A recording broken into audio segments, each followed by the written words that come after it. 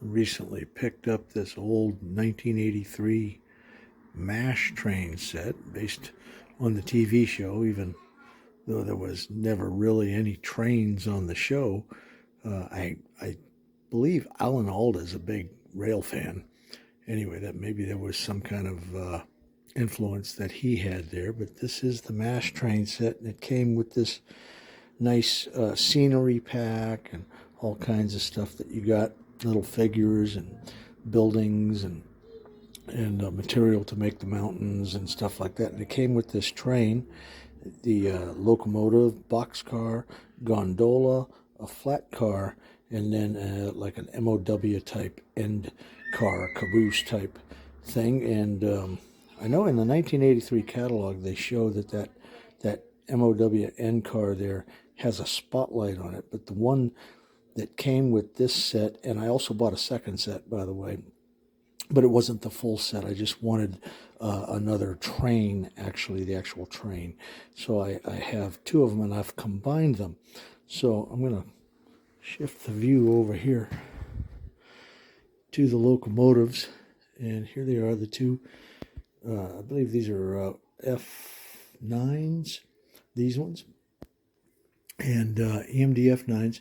And then, so I've got two of them, and then I've got a couple of box cars. And you can see I've got some other accessories, the old Zee Toys HO scale, 187 scale toys. And I also have some of the AHM Army cars as well that you can see on the table here that I've been working on these with. So I've done a lot of work on these.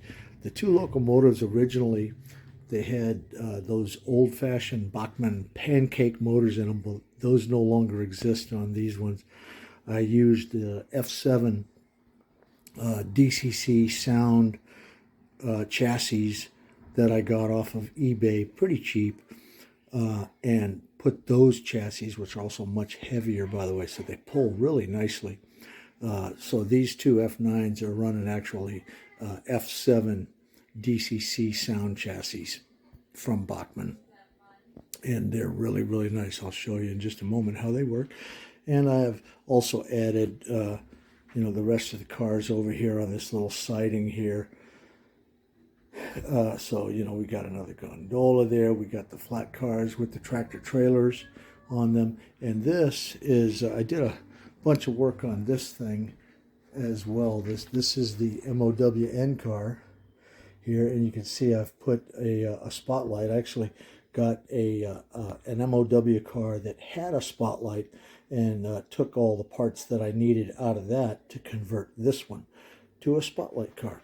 So I'm going to get it started up here. Let's grab the controller. I'm running the DCS 240 base station here, and then I've got the DT 602D controller from Digitrax that I'm using. So let's turn the power on, and you'll hear the sound come up. Let's get this, we'll get the train configured here. Okay, that should do it. So you can hear the sounds on the locomotives. Let's turn the light on that locomotive. You should see the locomotive turn on there. There we go. And hopefully I can manage the camera and the controller at the same time.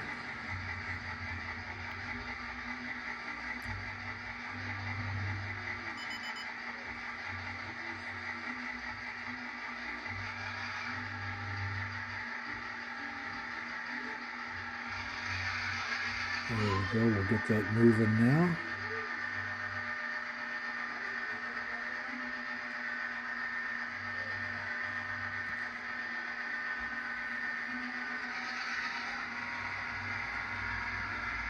I did a lot of other modifications to all the rolling stock as well, mostly simple stuff.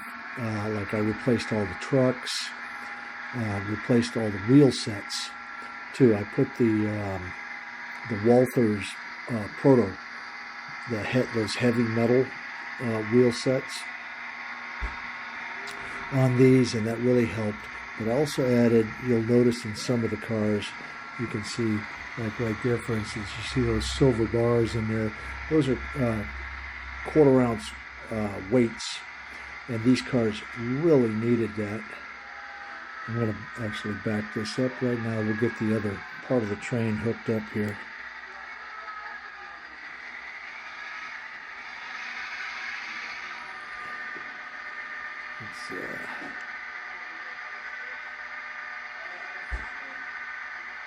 There we go.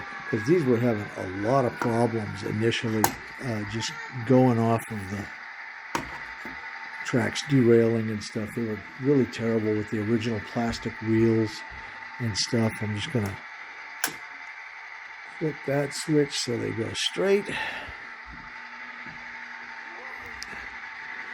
And so adding the extra weights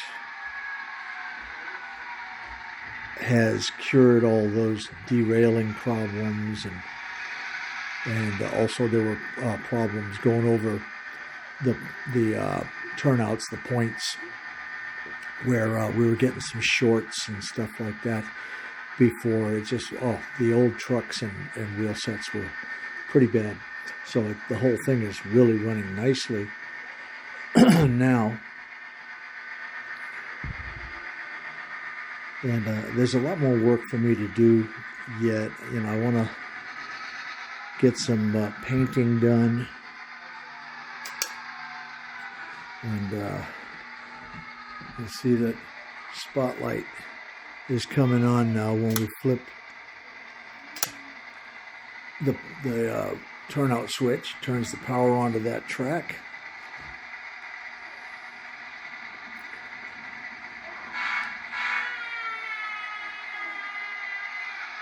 I'm going to back them in there and let them hook up. And you'll notice that there's still the old horn hook couplers on these.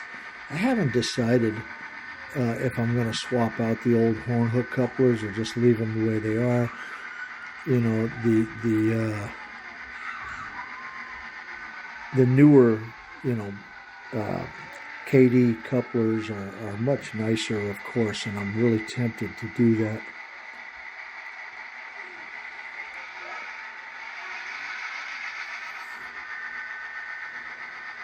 Just so I can use an uncoupler mechanism. I don't think you can do that with these old horn hook couplers. And they're kind of hard to get apart sometimes, these horn hook couplers. But at the same time, those are the original couplers that came with all of these cars that I have on the table here. So, that's another possible consideration, I guess. And I was thinking probably when I get all of the extra stuff that I want to do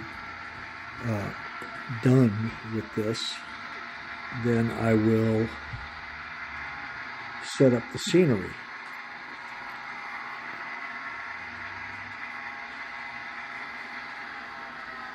For this set. But this is just a quick look at what we've done so far. And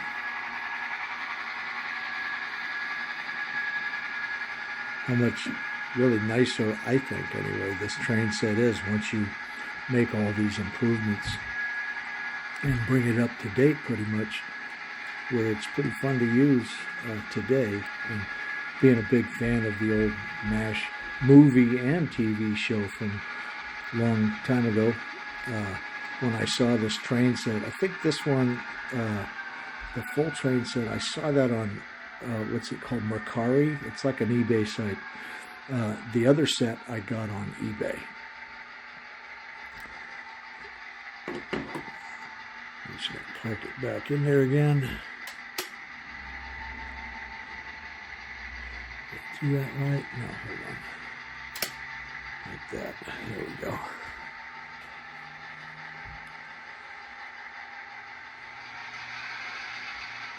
We'll park it back in the siding there.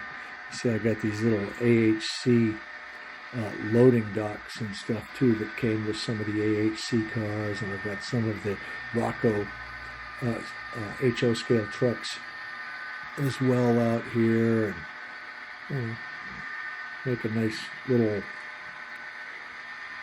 army layout.